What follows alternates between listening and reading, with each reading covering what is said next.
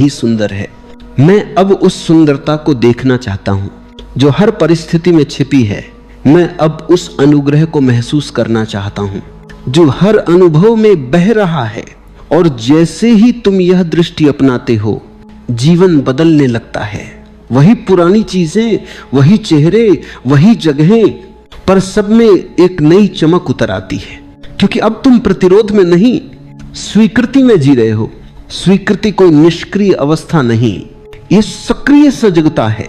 इसमें तुम जीवन के हर पहलू को पूरी तरह स्वीकार करते हो, अपने दुख को, अपने डर को, अपनी गलतियों को भी, क्योंकि तुम जानते हो कि अगर यह सब घटा है तो किसी गहरी वजह से घटा है।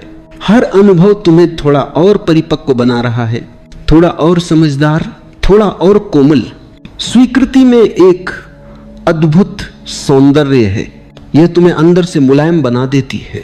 तुम अब कठोर नहीं रहते, तुम्हारे शब्दों में करुणा आ जाती है, तुम्हारे मौन में गहराई आ जाती है, क्योंकि जो स्वीकार करता है वह अब किसी के खिलाफ नहीं होता, वह अब जीवन का हिस्सा बन जाता है। और यही मिलन, यही समर्पण जीवन का असली अर्थ है। कभी सोचो, सूरज अगर यह तय करने लगे कि वह केवल साफ आकाश में ही चमकेगा तो बादलों के दिन अंधकार में बीत जाएंगे। लेकिन सूरज नहीं चुनता, वह हर दिन चमकता है, कभी बादलों के पीछे, कभी खुले आसमान में। वह जानता है कि बादल आएंगे और चले जाएंगे, लेकिन उसका प्रकाश शाश्वत है। वैसे ही जो व्यक्ति स्वीकृति में जीता है, वह जानता है कि परिस्थितियां बदलेंगी, लोग बदलेंगे, समय बदलेगा, पर मेरा भीतर का प्रकाश अमर है। जब यह समझ भीतर बैठ जाती है तो जीवन एक सहज प्रवाह बन जाता है। अब कुछ भी मजबूरी नहीं लगता, अब कोई बोझ नहीं रह जाता। हर काम ध्यान बन जाता है, हर मुलाकात एक अवसर, हर चुनौती एक सीख। तुम अब कुछ पाने की दौड़ में नहीं रहते, क्योंकि तुम समझ चुके हो कि जो तुम्हारे लिए है वह तुम्हें मिलेगा ही, और जो तुम्हारा नहीं है उसे पकड़ने की जरूरत नहीं। समर्पण का मतलब है भरोसा कि जीवन तुम्हारे खिलाफ नहीं है, वह तुम्हें तोड़ने नहीं बल्कि तुम्हें गढ़ने आया है। हर ठोकर तुम्हें दिशा देती है, हर चोट तुम्हें भीतर गहराई तक जगाती है। और जब तुम यह समझ जाते हो तो कोई भी परिस्थिति तुम्हें अस्थिर नहीं कर सकती। तुम तूफान में भी शांत रहते हो, क्योंकि तुम्हें पता है कि हवा तुम्हें गिराने नहीं मजबूत बनाने आई है। और यह भरोसा, यह समर्पण, यही असली परिवर्तन है। यहीं से जीवन तुम्हारा शत्रु नहीं, तुम्हारा मित्र बन जाता है। अब तुम उसके साथ चलते हो, उसके विरुद्ध नहीं, और तब जीवन खिल उठता है। हर क्षण एक आशीर्वाद बन जाता है, जो खुद को इतना बदल देता है कि हर पल को हां कह सके। वह व्यक्ति सच में धन्य है, क्योंकि जिसने हां कहना सीख लिया उसके जीवन में कोई अंधेरा स्थायी नहीं रह सकता। हां कहने में ही प्रकाश है, हां कहने में ही प्रेम है, और हां कहने में ही ईश्वर है। जब तुम समर्पण में उतरते हो तो तुम्हारे भीतर से एक नई ऊर्जा फूटती है, प्रेम की, करुणा की, कृतज्ञता की। यह प्रेम किसी वस्तु या व्यक्ति से जुड़ा हुआ प्रेम नहीं होता, यह उस अस्तित्व की लहर है जो हर दिशा में बहती है, बिना शर्त, बिना अपेक्षा के। यह प्रेम तुम्हारे भीतर का संगीत है, जो तब बजता है जब तुम जीवन के साथ एक हो जाते हो। अब तुम किसी से प्रेम इसलिए नहीं करते कि वह तुम्हारे अनुसार हो, बल्कि इसीलिए कि वह है। अब तुम किसी को स्वीकार इसलिए नहीं करते कि वह तुम्हारे मन को भाता है, बल्कि इसलिए कि तुम्हारे भीतर अब स्वीकृति का सागर उमड़ आया है। अब तुम दुनिया को बदलने की कोशिश नहीं करते, क्योंकि तुम देख चुके हो कि जब तुम खुद बदलते हो तो दुनिया अपने आप बदल जाती है। भीतर के इस प्रेम की एक खास बात होती है, यह तुम्हें भीतर से कोमल बना देता है। तुम्हारा गुस्सा पिघलने लगता है, तुम्हारे अहंकार की दीवारें गिरने लगती हैं। अब तुम खुद को दूसरों से अलग नहीं मानते, बल्कि यह महसूस करते हो कि हर व्यक्ति उसी अस्तित्व का हिस्सा है जिससे तुम बने हो। किसी की पीड़ा अब तुम्हारी बन जाती है, किसी की मुस्कान तुम्हारे भीतर गूंज उठती है। तुम अब औरों को दोष नहीं देते, क्योंकि तुम जानते हो कि हर व्यक्ति अपने अंधकार से जूझ रहा है, अपने भय से गुजर रहा है। जो व्यक्ति प्रेम में जीना सीख जाता है, उसका जीवन एक प्रार्थना बन जाता है। हर कदम एक ध्यान बन जाता है, हर सांस एक उपासना। अब तुम किसी विशेष मंदिर की तलाश नहीं करते क्योंकि तुम्हें पता चल गया है कि मंदिर तुम्हारे भीतर है। अब तुम किसी मूर्ति के आगे सिर नहीं झुकाते क्योंकि तुम्हारे हृदय में ही वह ज्योति जल उठी है जो हमेशा बाहर खोजते रहे थे।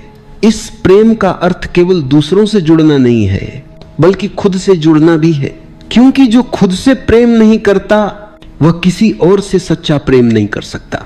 और खुद से प्रेम करने का अर्थ है अपने हर पहलू को अपनाना, अपनी कमजोरियों को भी, अपनी गलतियों को भी।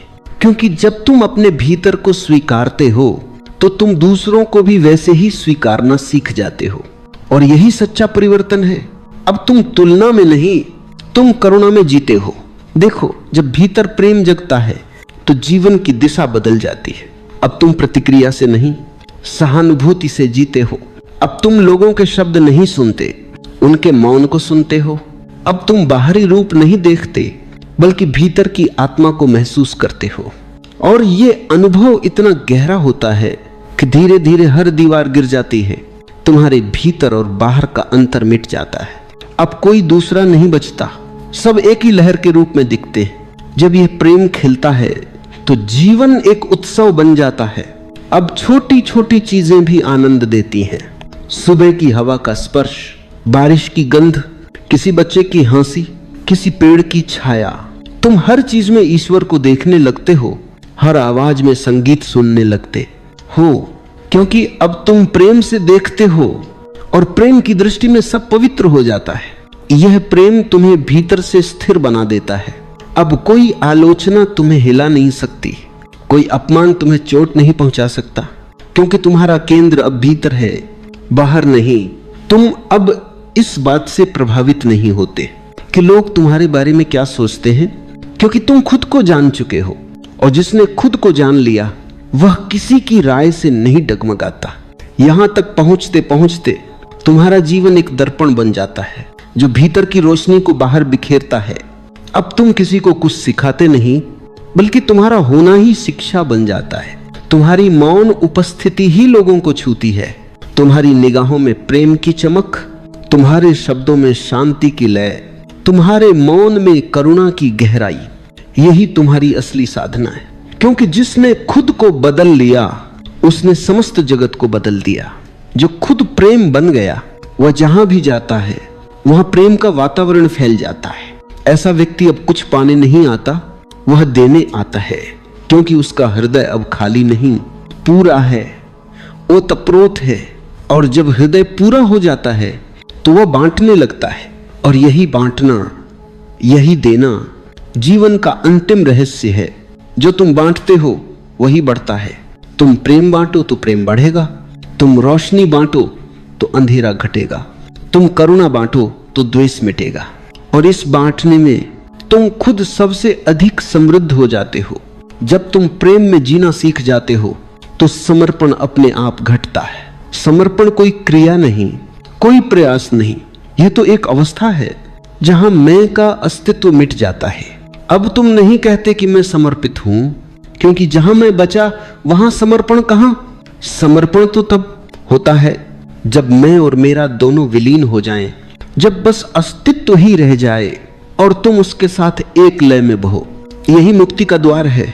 मुक्ति का अर्थ है अब कोई बंधन नहीं, कोई भय नहीं, कोई विरोध नहीं। अब तुम उसी जीवन को पूर्ण स्वीकृति के साथ स्वीकार करते हो जो पहले तुम्हें दुख देता था। अब वही चीजें जो पहले बोझ लगती थी अब पूजा बन जाती है, क्योंकि अब तुम देख रहे हो, अब तुम सचेत हो। मुक्ति का अर्थ यह नहीं कि तुम किसी पर्वत पर चले जाओ, किसी गुफा में ध्यान लगाओ। सच्ची मुक्ति तो तब होती है जब तुम बाजार में भी शांत हो, लोगों के बीच भी स्थिर हो, जीवन के उतार चढ़ाव में भी अडिग रहो। यही असली साधना है। भीतर मौन, बाहर गति, भीतर शांति, बाहर कर्म, भीतर साक्षी, बाहर सृजन। देखो, जब भीतर यह साक्षी जागता है तो जीवन का रंग बदल जाता है। अब तुम किसी भी परिस्थिति में रहो, तुम्हारा केंद्र अचल रहता है, क्योंकि तुम जानते हो सब कुछ बदलने वाला है। सुख भी, दुख भी, सम्मान भी, अपमान भी। जो आज है वो कल नहीं रहेगा। तो क्यों इन लहरों में उलझना? अब तुम लहर नहीं समुद्र बन चुके हो, समुद्र बन चुके हो। तुम्हारे भीतर जो शांति है वह अब बाहरी परिस्थितियों पर निर्भर नहीं, वह भीतर की कमाई है, अंतर की संपदा है। अब अगर कोई तुम्हें अपमानित करे तो तुम मुस्कुराते हो, क्योंकि तुम जानते हो वह तुम्हें नहीं अपने ही अंधकार को देख रहा है।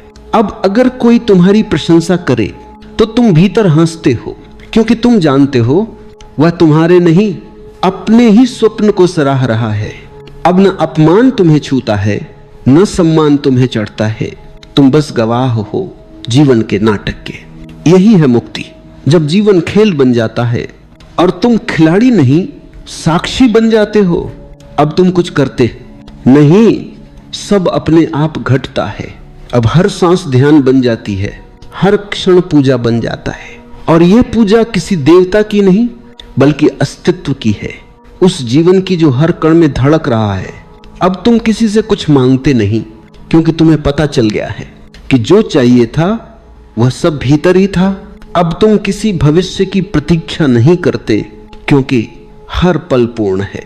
अब कोई लक्ष्य नहीं बचा, क्योंकि अब तुम जानते हो कि तुम वहीं पहुंच चुके हो जहां पहुंचना था।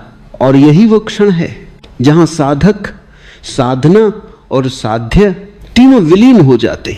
अब न कोई खोज बचती है, न कोई खोजने वाला, बस मौन रह जाता है, पूर्ण शांत अनंत मौन।